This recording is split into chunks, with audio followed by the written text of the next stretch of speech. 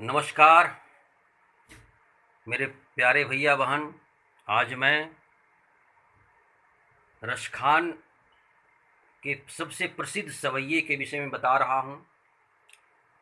इसे ध्यान से सुनेंगे। कवि परिचय थोड़ा जान लीजिए। रसखान भगवान श्री कृष्ण के परम भक्त थे। इनका जन्म 1548 में हुआ था। इनका मूल नाम था सैयद इब्राहिम। याद रखेंगे, इनका मूल नाम था सैयद इब्राहिम।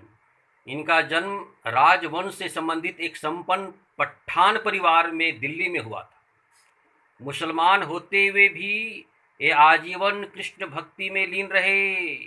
कृष्ण के प्रति भक्ति भावना देख गोस्वामी विट्ठलनाथ जी ने उन्हें अपना शिष्य बनाकर दीक्षा दी थी।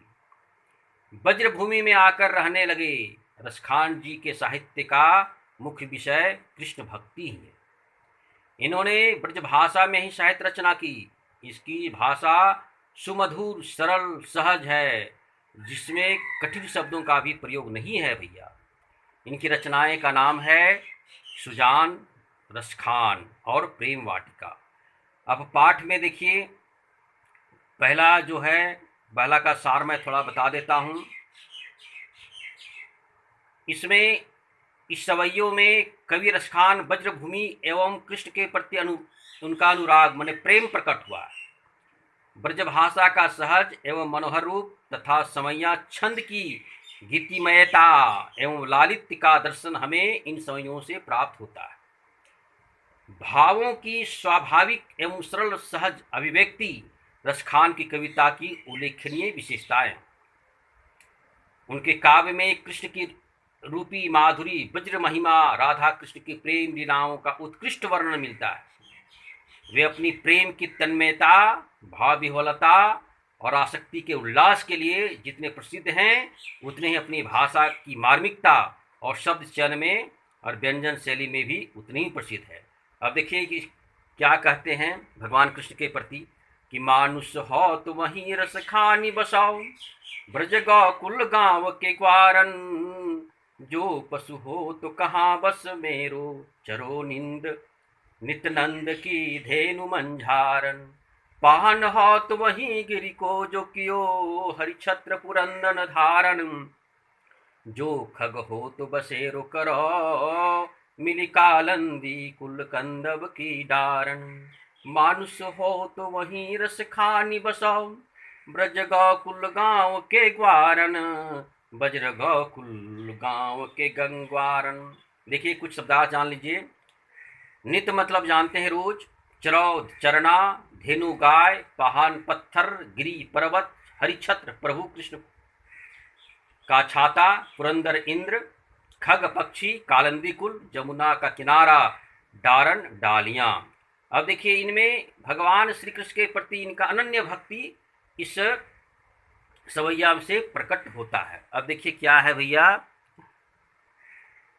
कविकर रसखान अपने प्रथम सवैये में कृष्ण के प्रति भक्ति भाव में सर्वस्व समर्पण की कामना की है। वे कहते हैं कि मानुष हो तो वहीं रस खानी बसाओ, ब्रज गौकुल गाँव के ग्वारन। कवि को अपने आराध्य देव श्री कृष्ण से इतना प्रेम है कि वह जुग जुगांतर तक उनके ही समीपता प्राप्त करना चाहते हैं, भले ही उन्हें प्रभु की समीपता किसी भी रूप में क्यों न मिले। कवि उनकी समीपता को मनुष्य, ग्वाले, पशु, गायें, पत्थर, गोवर्धन या पक्षी, खग के रूप में प्राप्त करना चाहते हैं। बड़ा सरल भी है, आप लोग आराम से समझ जाइएगा। कि कहते हैं कि अगर पशु घर प्रभु जन्म दो तो वहीं हम जन्म लें जहाँ आनंद बाबा के धेनु रहते हैं, गायें रहती है। पहान हो तो भगवान कृष्ण जो पर्वत को उठाए थे, उस पहान का पत्थर का एक टुकड़ा मैं बनूं। अगर खग हो तो वहीं बसें जहाँ भगवान कृष्ण बांसुरी बजाते हैं, जिस जमुना के किनारे। इस तरह इसका अर्थ बहुत सरल है, आप लोग जान गए होंगे। ज़्यादा समय मैं नहीं लूँगा, ज़्यादा विस्तार से मैं जाना नहीं चाहता हूँ।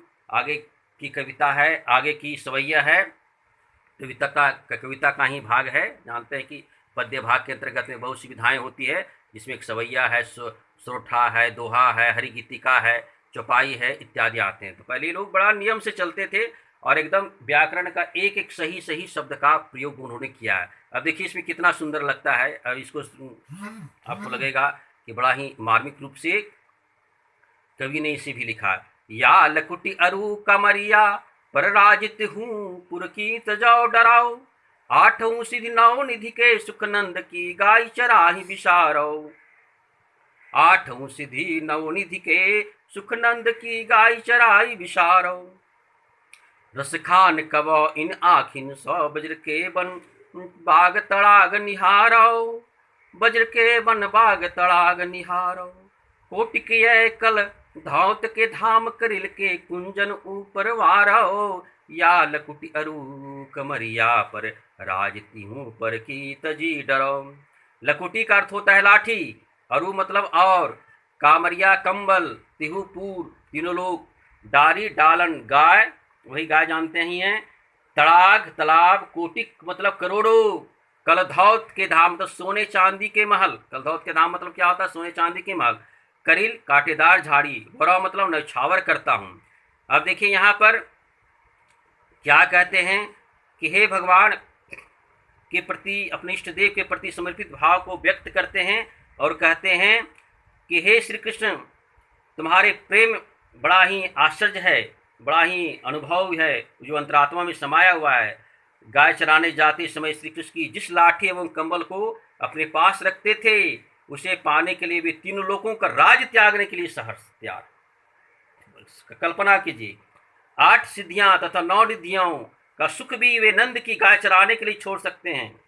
कवि का हृदय इस उत्कंठा से भरा हुआ है कि कब उसकी आंखों को वज्रभूमि के वन, बाग, तालाब आदि देखने को मिले। वे वज्र की लीलाओं से लदी कांटेदार झाड़ियों के ऊपर करोड़ों सोने चांदी के महल नौछावर कर सकते हैं। कवि रसखान अपना सर्वस्व त्याग कर वज्रभूमि में निवास करने को तैयार है। इस तरह आप लोग समझ गए। अब इसे मैं आगे थोड़ा बता देता हूँ, समय मिलने पर मैं इसका भावार्थ बता दूंगा। इसे मैं पढ़ के बता देता हूँ, इसको समझने का प्रयास करेंगे। इनकी भाषा सबसे बड़ी मुश्किल ये है कि ब्रजभाषा में लिखी गई है, जिसके चलते शब्दों का अर्थ समझना बहुत जरूरी है। अवधि और ब्रजभाषा के चलते हमें समझने में थोड़ी कठिनाई होती है, इसे आप ध्यान से देखेंगे। थोड़ा सा देखिए, कुछ समय बचा हुआ 10 मिनट में, उसको मैं इसको खाली सिर्फ मैं बता देता हूँ। मूरप का सिर ऊपर राखी हो, कुंज की माल गरे पहिरोंगो। अति पीताम्बर लय लकुटी धर्म बन गोधन, ग्वारणी संग फिरोंगी। भाव तो वही मेरो रस खानी सौ, तेरे कही सब स्वांग करोंगी। या मुरली मुरली धर के धारन, धरिया धरान धरोंगी। मूर पखा सिर ऊपर राखी हो, कुंज की माल गरे पहिरिंगो। ओढ़ी पीताम्बर लैल कुटी बन गोधन, ग्वारनी संग फिरोंगो। ग्वारन संग फिरोंगो। लास्ट में है, ये पद को देखिए।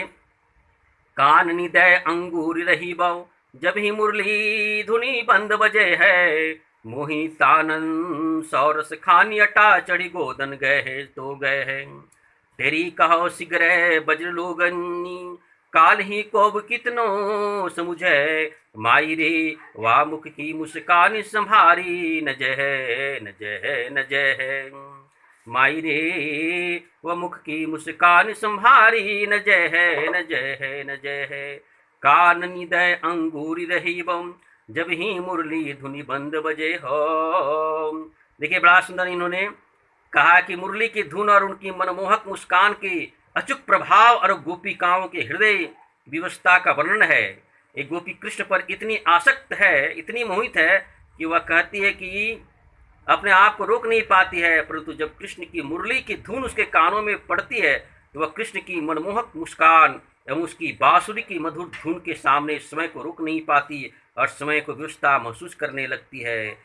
अब समझ गए भैया इसकी व्यवस्था को, और आपको समय मिलने पर मैं कभी इसे आगे बता दूंगा। इसे धन्यवाद। अगर अच्छा लगे तो सब्सक्राइब जरूर करेंगे और आगे शेयर करेंगे। नमस्कार।